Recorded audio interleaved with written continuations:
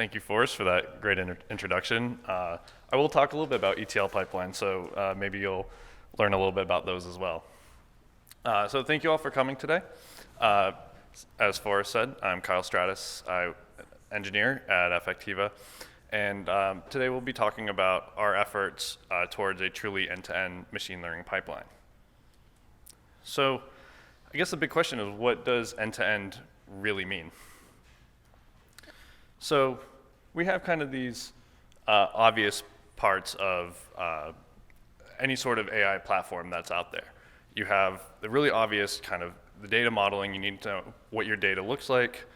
Within that, you have data storage, transformation, retrieval, things like that. You also have the AI development, which is what everyone's wanting to do now. The model training, deployment, and then most importantly, generating predictions and insights. But at Affectiva, we do deep learning, and we like hidden layers, so there are some hidden layers here. Part of that is data acquisition. A lot of companies don't have to go out and get their data the same way we do. And within that, we need to manage our data formats. We need to be able to handle, within a platform, both tightly focused collection based around projects and also more broad-based naturalistic data collection. We also need to track our participants. We need to understand who they are, which projects that we're collecting their data for, and we also need to know about their demographics. We also need to manage their sessions.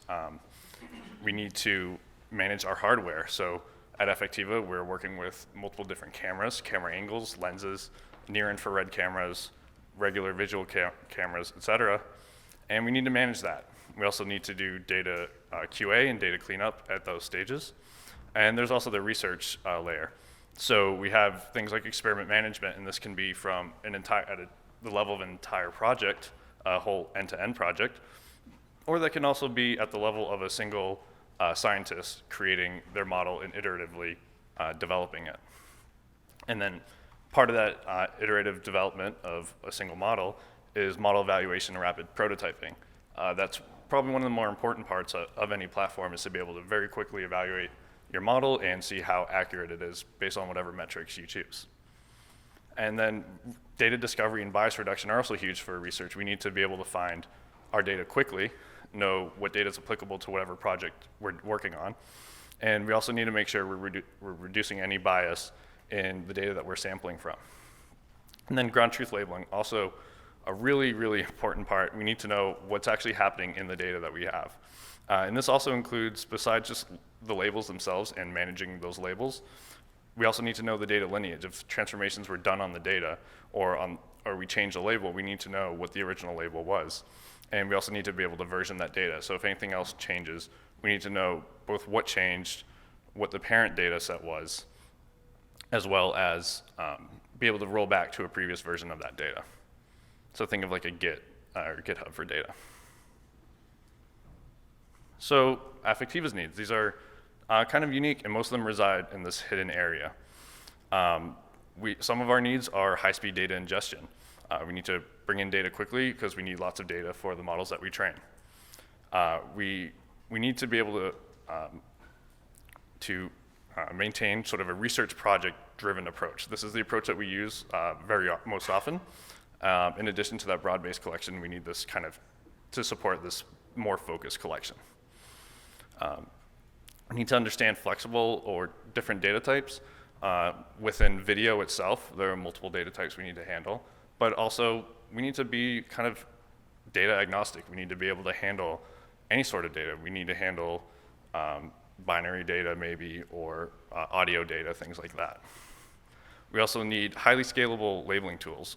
Labeling, like I said, is super important, takes a lot of labor, it's very labor intensive. We need tools that can handle many concurrent users and also large videos and other data types, and be able to deploy it kind of around the world so we can harness the power of many, many people labeling all this data that we're collecting. And another thing is we really need to handle multiple media streams of the same subject. So a lot of our collection is based around multiple cameras in a car focused on the same person doing the same thing at the same time. These are multiple video feeds that happen simultaneously, and we need to be able to handle that. We need to know about the camera hardware that's taking that particular angle, and we also need to know that it's associated with the same subject and same project. And so as part of this, the initial work that we did to see what was out there, we looked at some existing offerings, and we found that very few public end-to-end pipelines exist. Naturally, every company probably has their own thing, and it's all internal, and every company has different needs.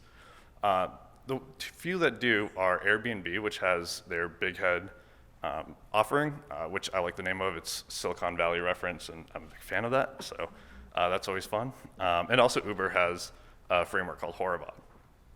These both focus mostly just on the AI development layer that I talked about earlier. These don't really do anything for data collection or for data labeling. And the other thing is that they're explicitly not really built to handle video data.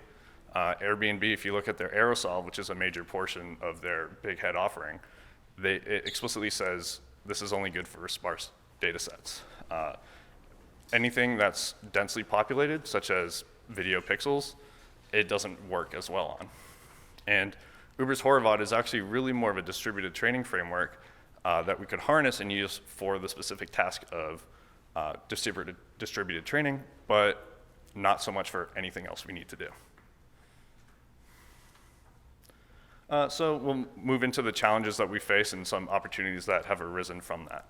We're going to go kind of piece by piece, and starting with data acquisition. So here in data acquisition, you can see this picture of our simulator setup. We have a very heavy reliance on manual steps to annotate the data that comes in. So as soon as the data comes in, we need to know about the subject that we had. We need to know about the cameras that we use, like I said before. We need to know basically all this sort of metadata. And right now, that's a very manual process to know that. And then to propagate that through the rest of the organization proves very difficult. This is also very low throughput. We take hours and hours of video from a single subject, whether they're in our simulator or at our garage driving an actual car around in real world conditions. For one subject, we can take anywhere from 1 to 4 hours worth of video data. And as you can imagine, with only a couple cars in one simulator, we're not getting as many subjects as we'd like. Representative samples are another big area we're trying to improve on. Right now, because of sort of geographic constraints and time constraints of who can actually come out for 4 hours and drive a car around pointlessly, it kind of constrains the pool of people you can get. Plus, where we are has a certain demographic balance, and that also affects our sampling. So some ideas we're exploring for this are both process improvements, as well as things like generative adversarial networks, which Prashant had talked about earlier this morning, to generate more data sets for us that are more representative. And then multiple hardware configurations and output formats. This goes back to what I've been saying this whole time, I guess, about cameras. We need to be able to support all the different hardware that we're actually using to collect this data, and that because we're not a hardware company, we need to be able to handle all sorts of different hardware setups. And that can be anything from the number of cameras being used to the types of cameras, their output formats, lenses being used, all of that matters. So that's just kind of some of the major challenges we see for data acquisition. So the next step is data ingestion and labeling. This is a very high-touch process. We actually use multiple labelers for a single frame. And even in academia, you won't see that. You'll usually see one labeler that labels for a whole project. We use 3 to enable better accuracy, but this is very slow. So some of the things we're exploring here are things like label suggestions. If you think about Facebook, you upload a photo that you and some friends are in, and Facebook has already their entire life's history of photos. They can make a prediction and say, is this person in this photo, yes or no? We could do something like that. Is someone smiling in this photo? That actually reduces a lot of the labeling work by itself. And other things are things like expanding our labeling network, and this kind of ties back into having this scalable labeling solution where people from all over the world can do this labeling for us. And then the next step beyond that even is crowdsourcing. Imagine if we had a game that in some way has someone basically predict or tell us what emotion someone is expressing according to them in some image or video. All of a sudden, we have this whole source of people. If we made a fun game out of this somehow, and I'm not a game designer, so it's not going to be me doing that, we can just all of, out of nowhere ramp up our labeling capacity. And that means more data for us and better models that we can build. And the other challenge is that we label frame by frame. And we do need to do this, but if you imagine a 4-hour-long video at 32 frames per second, by the math in my head, that's a lot of frames.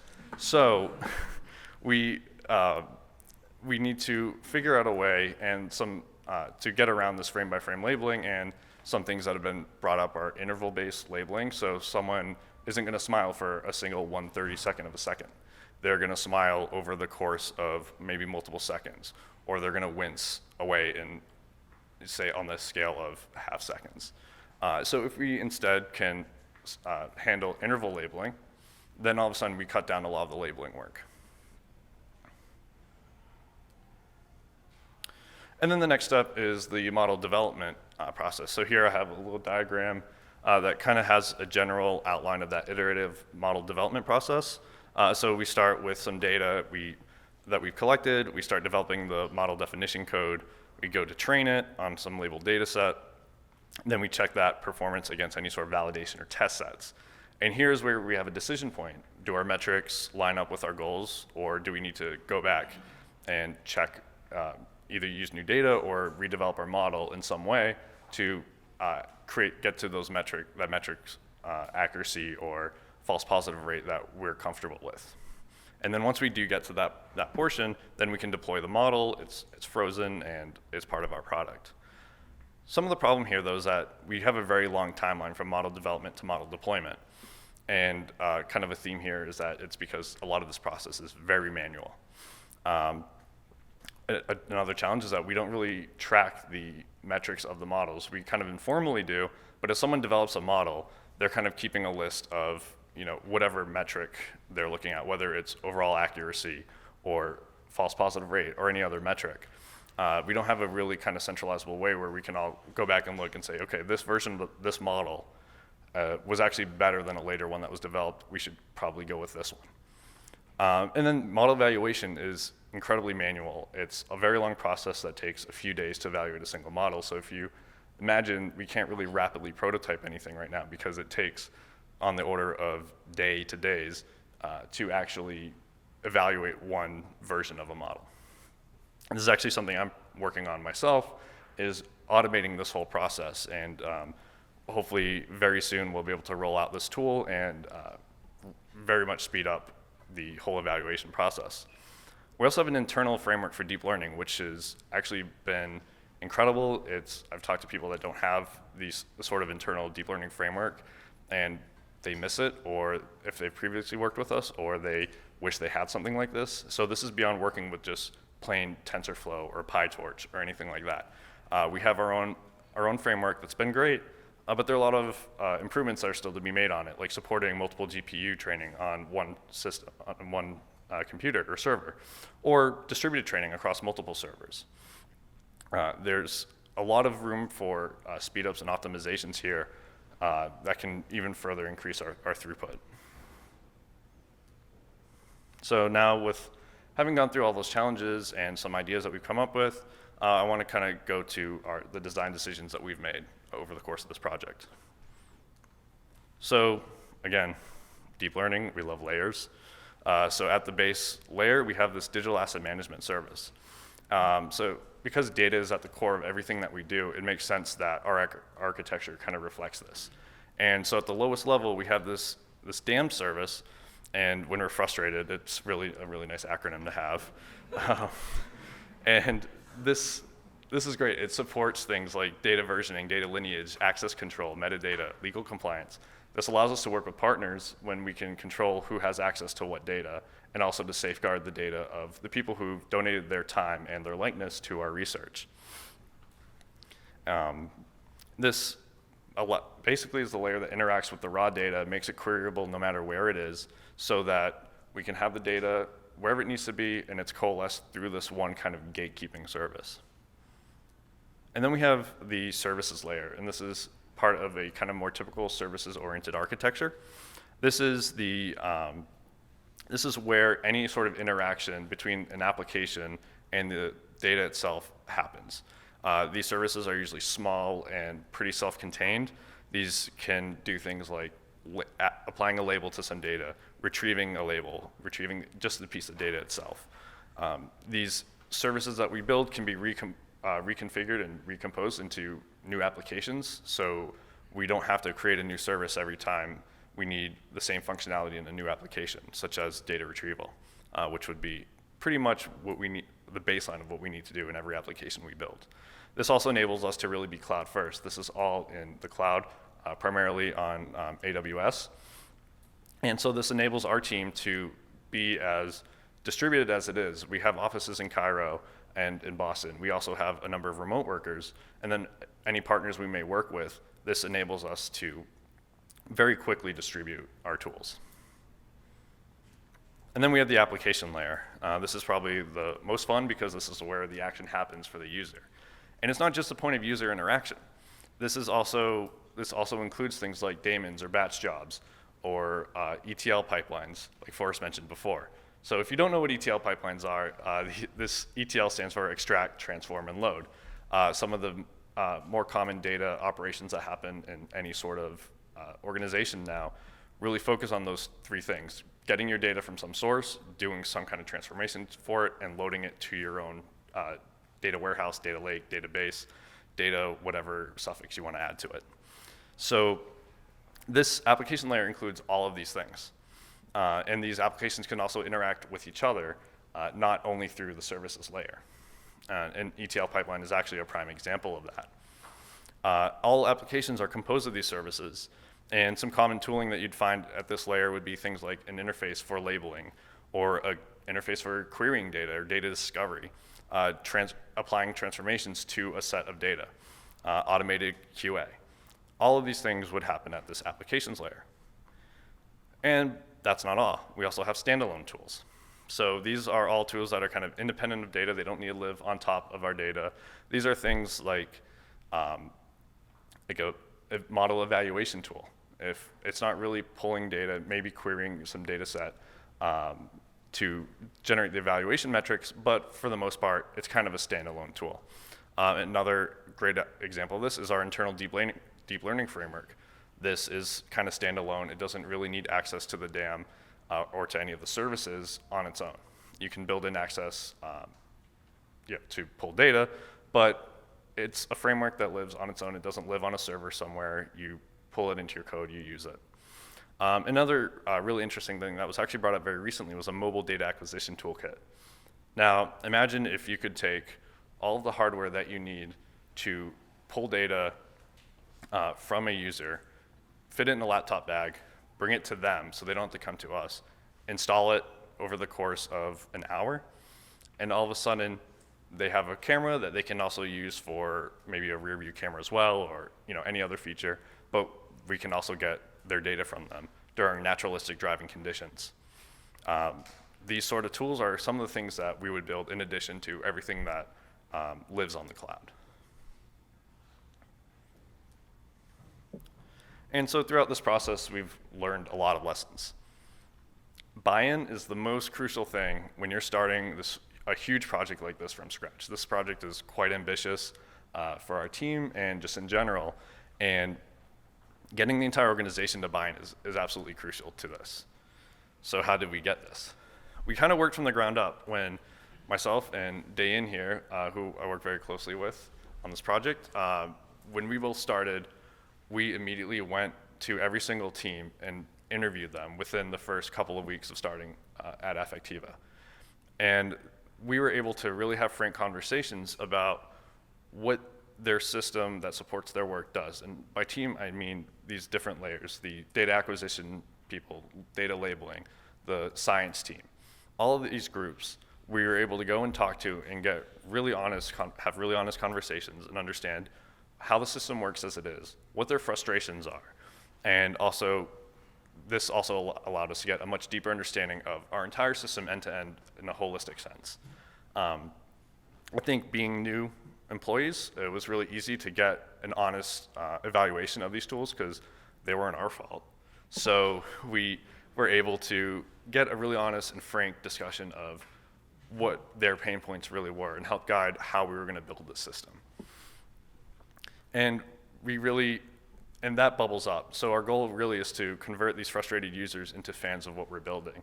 And while we're not there yet, because we're still in the early stages of building and designing this whole pipeline, I think we're going to be really close once we get the first tools rolled out. And this kind of goes into also a team and company culture of both service and empathy. We are an emotion AI company after all, so empathy is really important. And so we need to understand how our coworkers are working and how they're being blocked on their work by the tools they have at hand.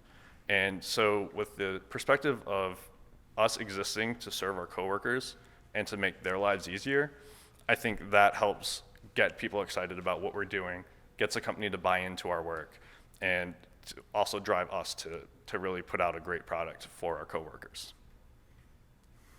And so the other main learning that we got was our challenges are unique to computer vision, not necessarily to Affectiva. We all have these steps in a computer vision organization that we have to go through, from acquiring our data, labeling it, building models, deploying those models to our product.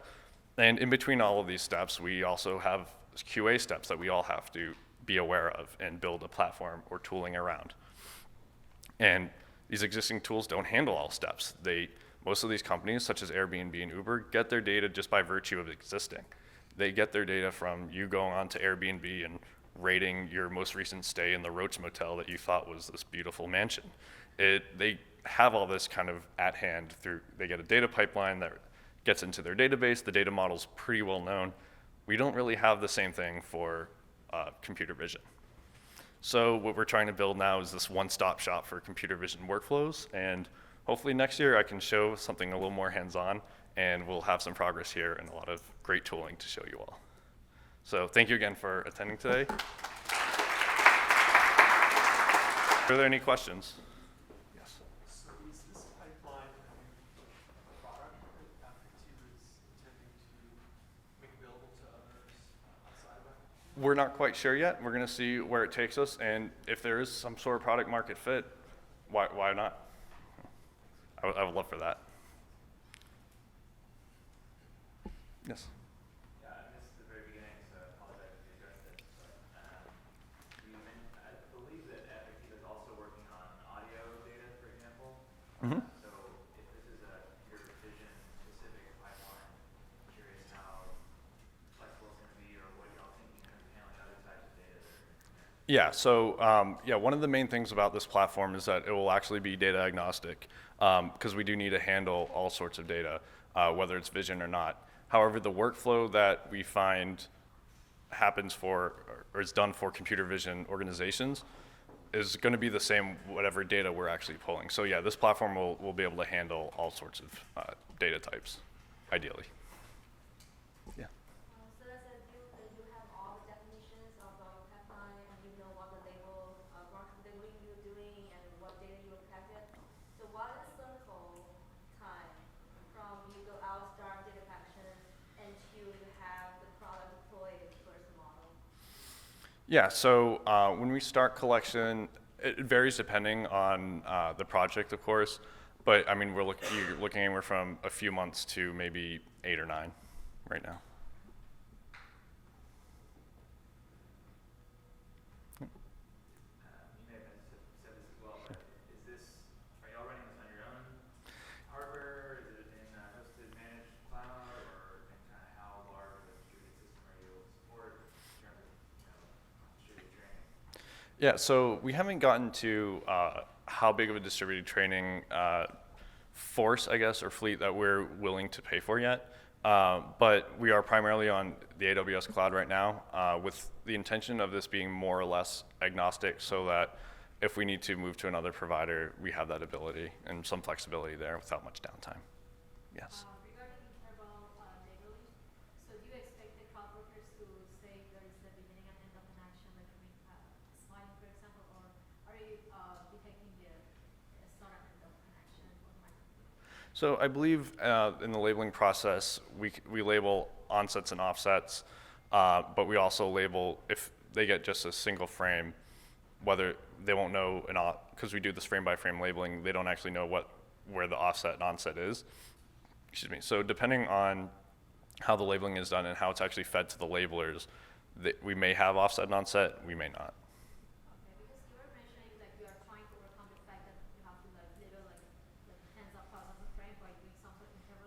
Yeah.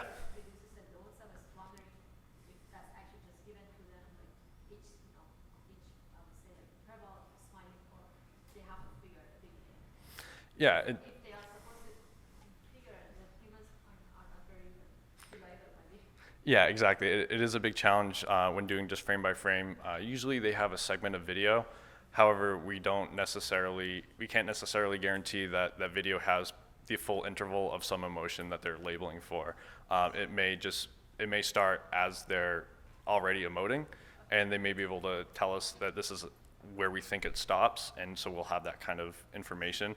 But I don't think we have actually a specific onset and offset. It's more of it's not labeled, all of a sudden it's labeled. That's most of the information we have. Yeah, no problem. Okay. Yes.